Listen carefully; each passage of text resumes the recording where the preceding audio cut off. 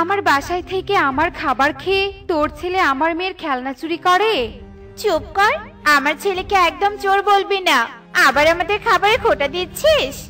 বাবা, চোরের মায়ের আবার বড় গলা। তোর ছেলের ডানার নিচ থেকে এখনো খেলনা উকি দিচ্ছে, আবার তুই কিনা আমাকে কথা শোনাচ্ছিস। আগেই বলেছিলাম গিন্নি, এই চোর ছেঁচড়াদের বাসায় আশ্রয় দিও না।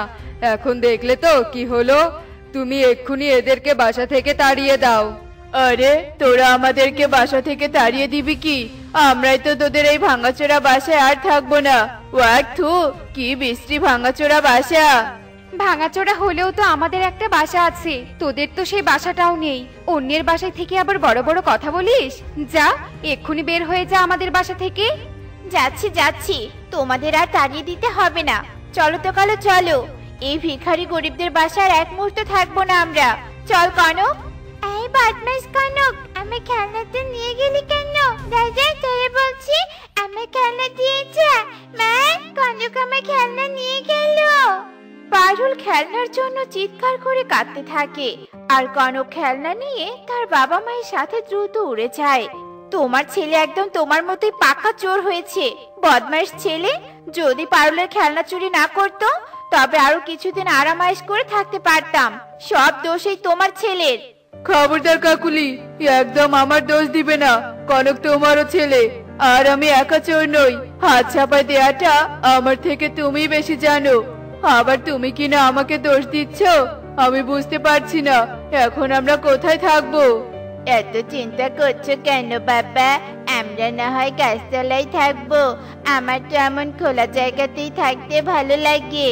চুপ কর বদমাশ ছেলে, তোর বয়স আর কতটুকু? বাহিরের প্রকৃতি সম্পর্কে তো তুই জানিস না। থাকার মতো একটা আশ্রয়স্থল না পেলে কি যে বিপদ হবে সেটা তো আমি খুব ভালো করে জানি। তাছাড়া খাবারের চিন্তা তো আছেই। তোমাকে আর চিন্তা করতে হবে না।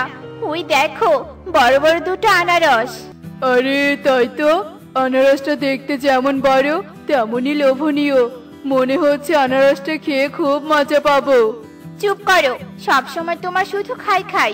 আনারসের নাম শুনে জিভে জল চলে এসেছে, তাই না? আরে বোকা, আমরা তো এই আনারস দুটো খাবো না। আনারস দুটোর মধ্যে বাসা বানাবো। একটাতে আমরা থাকবো, আরেকটাতে আমাদের চুরির জিনিসপত্র রাখবো। কাকুলির বুদ্ধি শুনে কনক আর কালু কাক ভীষণ খুশি হয়, আর কালু কাকুলি মিলে আনারসের বাড়ি বানানোর কাজ শুরু করে। আহা, কি সুন্দর সুবাস বের হচ্ছে ইলিশ ভাজার। কি যে খুশি লাগছে। আজ আমি গরম ভাতের সাথে ইলিশ ভাজা খাবো। আহা, কি সুন্দর ইলিশ মাছ ভাজার সুবাস আসছে। মনে হচ্ছে আশেপাশে কোথাও কেউ ইলিশ মাছ ভাজছে। আশেপাশে কোথাও নয়, সামনে তাকিয়ে দেখো, ওই বাসা থেকে ইলিশ মাছ ভাজার গন্ধ আসছে। আচ্ছা, আমি যে ইলিশ ভাজা দিয়ে ভাত খাবো, সাথে তো গন্ধরাজ লেবুও দরকার। যাই, আগে একটা গন্ধরাজ লেবু নিয়ে আসি।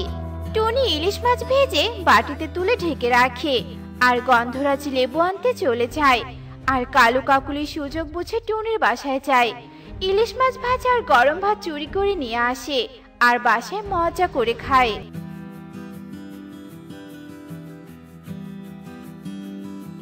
আহা, কি মজা কি মজা। ইলিশ মাছ ভাজা খেতে ভারী মজা, একদম জিভে লেগে থাকার মতো স্বাদ। টুনি মাছের হাতের রান্না তো অসাধারণ। চুপ কর বদমাইশ, টুনির হাতের রান্নার প্রশংসা না করে তাড়াতাড়ি খাবার খা, নয়তো টুনি যদি গন্ধে গন্ধে এখানে আসে আমাদেরকে ধরতে পারে, তবে কিন্তু আর আমাদের রক্ষে রাখবে না। আর এই দুই আনারস বাড়িতে লুকিয়ে আর পার পাবো না। খা বেটা, তাড়াতাড়ি খা, তোর জন্য যেন এবারও ধরা না খাই। কি কাণ্ড কি কাণ্ড! আমার ইলিশ মাছ ভাজা কোথায়, আর ভাতের থালাই বা কোথায়? লেবু আনতে গিয়ে কি আমার স্বাদের খাবার সব চুরি হয়ে গেল? হায় হায় রে গন্ধরাজ লেবু! কাকুলি, আমার কিন্তু খুব লোভ হচ্ছে। এই পায়েস কিন্তু আমাকে খেতেই হবে। আরে, এত খাই খাই করছো, কিন্তু পায়েসটা চুরি করবে কিভাবে? পায়েস রান্না শেষ হয়ে গিয়া, এবার আমি মজা করে পায়েস খাবো। চামচা নিবে গো, চামচা, গরম গরম চামচা, গরম গরম মুচমুচে চামচা। একটা কিনলে একটা ফ্রি, একটা কিনলে একটা ফ্রি। চামচা নিবে গো, চামচা। আরে সামোসাওয়ালা নাকি? আবার একটা সামোসা কিনলে একটা ফ্রি? না না, এই সুযোগ তো কোনোভাবেই হাতছাড়া করা যাবে না। আগে সামোসা কিনে আনি, তারপর পায়েস খাবো। হাসতে হাসতে মিনু বুড়ি সামোসা কিনতে বেরিয়ে যায়, আর কালু কাকুলি সেই সুযোগে পিছনের দরজা দিয়ে মিনুর বাসায় ঢোকে, আর পায়েস সহ পাতিল চুরি করে নিয়ে পিছনের দরজা দিয়ে পালিয়ে যায়। কি ব্যাপার, সামোসাওয়ালাকে চিৎকার করে গায়েব হয়ে গেল নাকি? দূর, আমি আর সামোসাই খাবো না, বরং বাসায় গিয়ে পায়েস খাই। সত্যি কালু, তোমার মাথায় কিন্তু খুব বুদ্ধি। মিনু মাসিকে কিভাবে বোকা বানিয়ে কিভাবে বাইরে পাঠিয়ে দিলে। খাবার দেখলে আমার বুদ্ধির দরজা আপনা আপনি খুলে যায়। এখন কথা না বাড়িয়ে তাড়াতাড়ি পায়েস খাও তো। বাবা, আমাকে রেখে কি খাওয়া দাওয়া হচ্ছে শুনি? তোমরা তো দেখছি আমার কথা ভুলে গিয়েছো। আমাদের ভুলে যাওয়ার কথা বাদ দে, আগে বল তুই এই খেলনা কোথায় পেলি? টনি মাসির বাসা থেকে চুরি করে এনেছি। এই খেলনা দিয়ে পরে খেলবো, আগে একটু পায়েস খেয়ে নেই।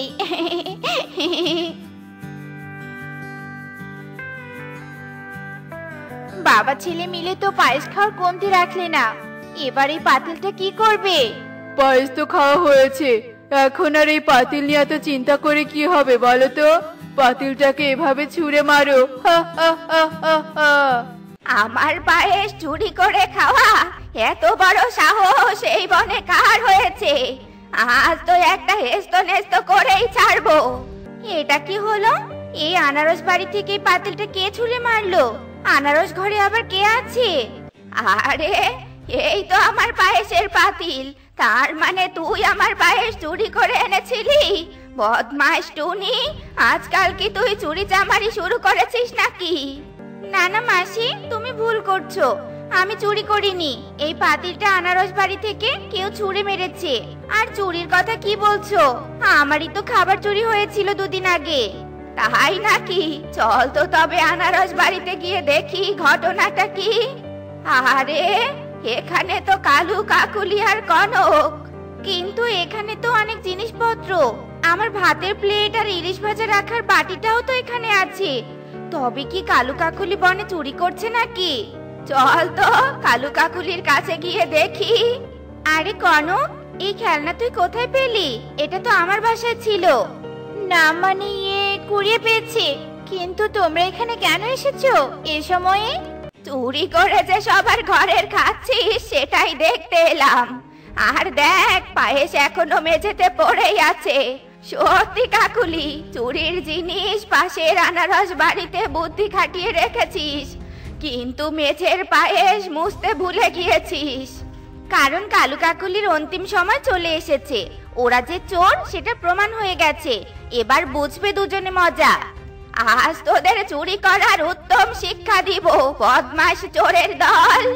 মিনু আর টনি যেই না কালু কাকুলি আর কনককে মারতে যাবে, অমনি তিনজনে ফুরুত করে পালিয়ে যায়। এমনই তো বর্ষাকাল, এবার আমাকে নিজের জন্য একটা ঘর তৈরি করতে হবে। কিন্তু ঘর বানাতে তো অনেক পরিশ্রম করতে হয়, এত পরিশ্রম আমি করতে পারবো না। যাই, বনের দিকে যাই। পাখিরা তো অনেক সুন্দর সুন্দর ঘর তৈরি করতে পারে। কোনো পাখিকে ভয় দেখিয়ে তার ঘরটা দখল করতে হবে। এই বলে নাগিন বনের দিকে যেতে থাকে। এই বনটা তো অনেক সুন্দর, অনেক পাখির বসবাস এখানে। আজ থেকে আমি এখানেই থাকবো। এখন একটা ভালো পাখির বাসা খুঁজতে হবে।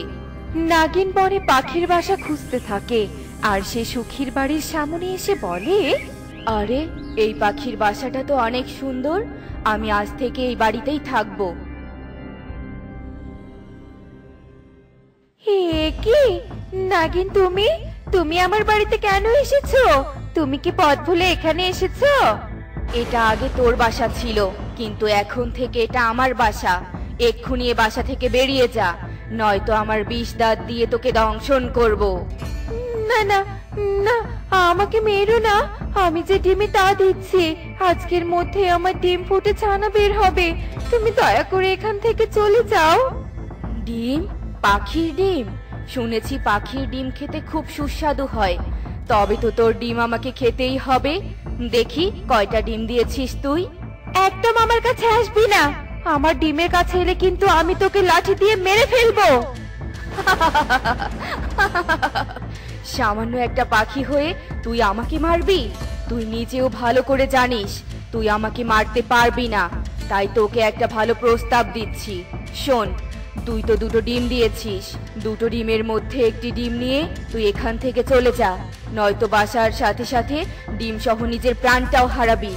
এখন নাগিনের কথা না মানলে আমি আমার আরেকটা ডিম বাঁচাতে পারবো না, হয়তো নিজের জীবনটাও দিতে হবে।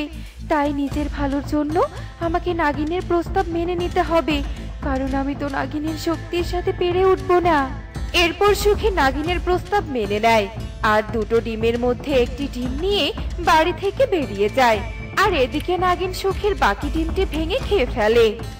বাহ, পাখির ডিম খেতে তো বড্ড সুস্বাদু। তবে তো আমার ভালোই হলো, থাকার একটা জায়গাও পেলাম আর খাবারের খোঁজও পেলাম। এবার থেকে বনের পাখিদের ডিম খেয়ে আমি আমার ক্ষুধা মেটাবো। বড্ড ক্লান্ত লাগছে, এবার একটু বিশ্রাম নেই।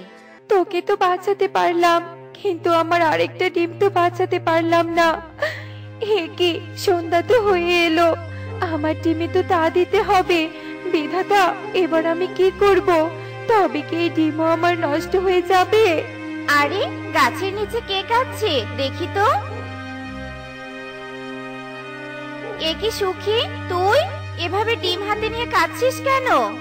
এরপর সুখী টুনিকে সব কথা খুলে বলে। সব শুনে টুনি বলে, কি, আমাদের বনে নাগিন এসেছে? বনের সকলকে নাগিনের ব্যাপারে জানাতে হবে। যাকগে সুখী, তুই কাঁদিস না, তুই আমার সাথে আমার বাড়িতে চল। আমার বাড়িতে গিয়ে তুই ডিমে তা দিস, কেমন? চল এখন। এরপর টুনি সুখীকে নিয়ে তার বাসায় যায়। এদিকে নাগিন বনে প্রতিনিয়ত কোনো না কোনো পাখির ডিম খেয়ে ফেলতো। বনের সকল পাখি নাগিনের ভয়ে বাসা থেকে বের হতে পারত না। সকল পাখি তাদের ডিম আগলে রাখতো। পাখিরা কি ভেবেছে তারা বাড়ি থেকে না বেরোলে আমি ডিম খেতে পারবো না? এবার আমি পাখিদের ঘরে ঘরে ঢুকে তাদের ডিম খাবো। আর যদি কেউ বাধা দিতে আসে তবে আমি আমার বিষ দাঁত দিয়ে তাকে দংশন করব। যেই কথা সেই কাজ। এরপর নাগিন টিয়ের বাড়িতে যায়। নাগিনকে দেখে টিয়ে খুব ভয় পেয়ে যায়। কি ভেবেছিলি সারাদিন বাড়িতে থেকে ডিম পাহারা দিলেই তোর ডিম বাঁচাতে পারবি? পারবি না। এবার আমি তোর চোখের সামনে তোর ডিম খেয়ে ফেলবো। এভাবেই নাগিন প্রতিনিয়ত বনের পাখিদের ডিম খেয়ে ফেলতো।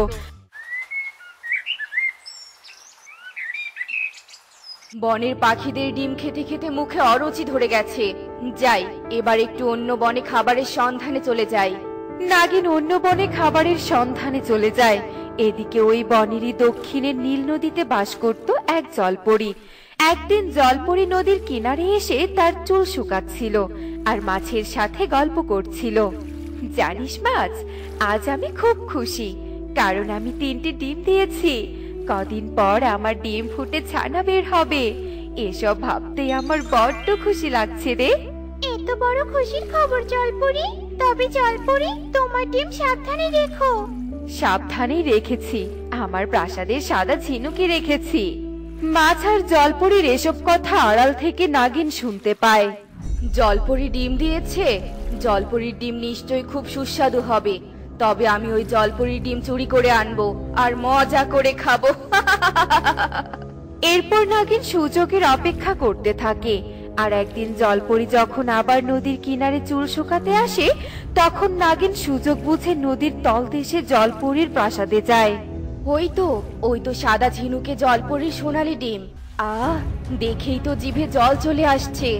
জলপরি আসার আগেই আমাকে ডিম নিয়ে পালাতে হবে। ওই নাগিনটার জন্য একদম বনের পাখির ডিম খেতে পারি না। কতদিন থেকে পাখির ডিম খাই না। তুমি একদম ঠিক বলেছো গো। ওই নাগিন যতদিন বনে থাকবে আমরা ডিম খেতে পারবো না। কালু, ওই দেখো, নাগিন ঝিনুকে করে সোনালি ডিম নিয়ে যাচ্ছে। আমার তো ডিম দেখে খেতে ইচ্ছে করছে গো। চলো আমরা নাগিনের পিছু নেই, আর সুযোগ বুঝে নাগিনের ঘর থেকে ডিম চুরি করব, চোরের ওপর বাটপারি করব। হা হা হা হা হা। এরপর নাগিন ডিম নিয়ে বাড়িতে যায়। এই ডিমগুলো আমি অমলেট বানিয়ে খাবো। যাই, দোকান থেকে তেল নিয়ে আসি। কালু, এই সুযোগ, চলো আমরা ডিমগুলো চুরি করি। এরপর কালু কাকুলি জলপরির ডিমগুলো চুরি করে সেখান থেকে চলে যায়। কাকুলি চলো, এবার ডিমগুলো খাওয়া যাক। কালু আর কাকুলি যখনই ডিম খেতে যাবে তখনই সেখানে টুনি আর সুখী চলে আসে। তোরা এগুলো কার ডিম চুরি করে এনেছিস? তবে কি নাগিনের মতো তোরাও ডিম চুরি করে খাচ্ছিস? না না, তোরা ভুল ভাবছিস। এগুলো আমি... সত্যি কথা বলা যাবে না, কিছু একটা বানিয়ে বলতে হবে, নয়তো বন প্রধানকে দিয়ে বন থেকে তাড়িয়ে দিবে। আসলে এগুলো ডিম আমরা পথে কুড়িয়ে পেয়েছি। হ্যাঁ হ্যাঁ, কাকুলি ঠিক বলেছে, এগুলো কুড়িয়ে পাওয়া 3 ডিম আমরা পথে কুড়িয়ে পেয়েছি, তাই তো খাচ্ছিলাম। এই ডিমগুলো দেখে মনে হচ্ছে এগুলো জলপুরির ডিম। ডিমগুলো দিয়ে দে, এগুলো 4 ডিম তাকে ফেরত দিতে হবে। কালু, আর কিছু বলো না, নিজের ভালো চাইলে ডিমগুলো দিয়ে দাও। ও, এগুলো জলপরির ডিম, আমি যদি জানতাম তবে আমিও ফেরত দিয়ে আসতাম। যাকগে, এই নে ডিম, তুই ফেরত দিয়ে আয়। এরপর টুনি জলপরির ডিমগুলো নিয়ে চলে যায়। আর এদিকে নাগিন বাড়ি ফিরে ডিম না দেখে ভীষণ রেগে যায়। এ কি, আমার ডিম কোথায় গেল? কে নিয়ে গেল আমার ডিম? কার এত বড় সাহস? আমাকে ডিম চোরকে খুঁজে বের করতেই হবে। আমার ডিমগুলো কে চুরি করলো? কত আশা করেছিলাম আমার ডিম ফুটে ছানা বের হবে, কিন্তু জলপরি, জলপরি, জলপরি কোথায় তুমি? এদিকে এসো জলপরি। কে কে ডাকছে এভাবে? দেখি তো। এ কি, তোমরা? জলপরি, এই যে তোমার ডিম। তোমরা আমার ডিম কোথায় পেলে? এরপর টুনি জলপরীকে সমস্ত কথা খুলে বলে। সব শুনে জলপরি বলে, ওই কাক আমার 3 ডিম কুড়িয়ে পেয়েছিল, কিন্তু আমার ডিম জল থেকে কে চুরি করেছিল ব্যাপারটা আমাকে জানতে হবে। এরপর জলপরি তার দিব্য দৃষ্টি দিয়ে সবটা দেখতে পায় আর সবকিছু টুনিকে বলে। ওই নাগিন এবার তোমার ডিমও চুরি করেছে। ওই নাগিনের জন্য আমাদের বনের পাখিরাও শান্তিতে নেই। এবার ওই নাগিনকে একটা উচিত শিক্ষা দেওয়া উচিত। এবার ওই নাগিনকে আমি শাস্তি দিব।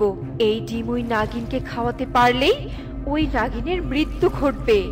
এরপর টুনি ডিমটি নিয়ে সেখান থেকে চলে যায় আর ডিমটি নাগিনীর বাড়ির সামনে রেখে দেয়। আরে, এ আমি কি দেখছি? ডিম! যাক বাবা, আমাকে আর কষ্ট করে খাবার খুঁজতে যেতে হবে না।